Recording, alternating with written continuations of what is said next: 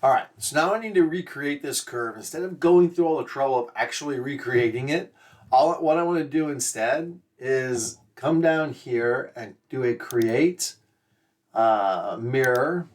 And I'm going to say the object I want to mirror is this. And then I want to mirror it around this line here. And notice it just drew that exact same line on the other side. So I'm going to say okay. And now I want to recreate this mirror from over here. I want to mirror these two blue lines over to this side. So I'm going to put a mirror line right down the middle of the rectangle. Doesn't matter how long it is, just needs to be there somewhere.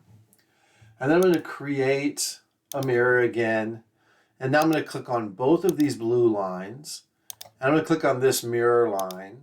And then I'm going to say, okay. You can see it just drew those over here now.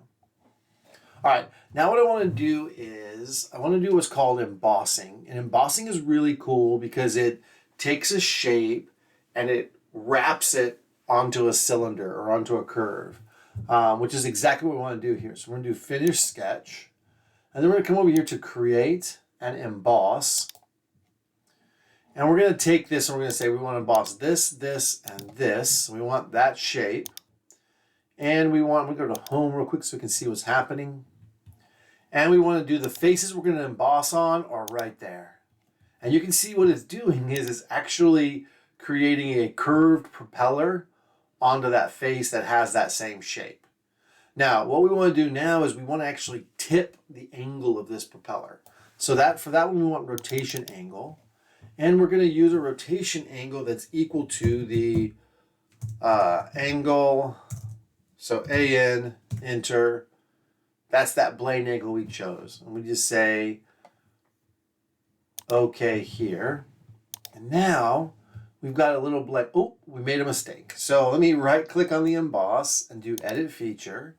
And I want the depth is how far it comes off the surface. So I actually want to change this and call this one length, blade, and then hit enter.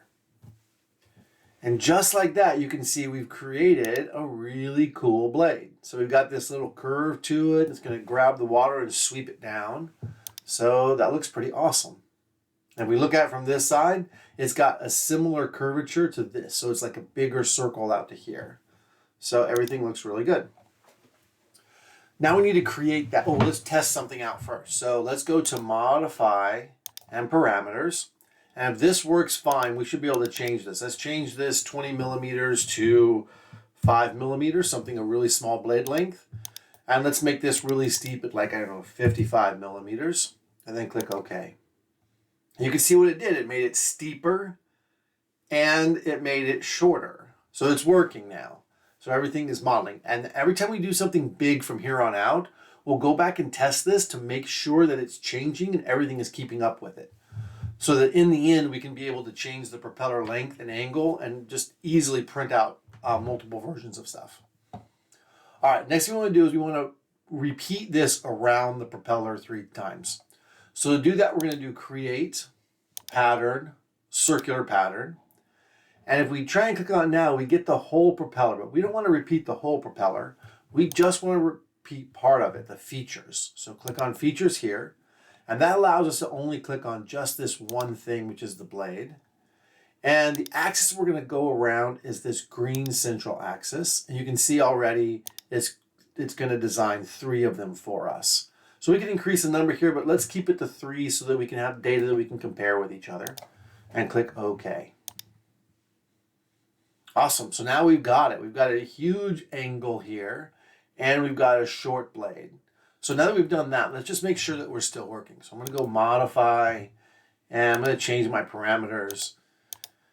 And I'm going to say this one is, I'm going to do something, let's see, 15. So it should be a little bit bigger, but not too much bigger. And then I just saw it change in the background. And then 30 degrees, and click OK.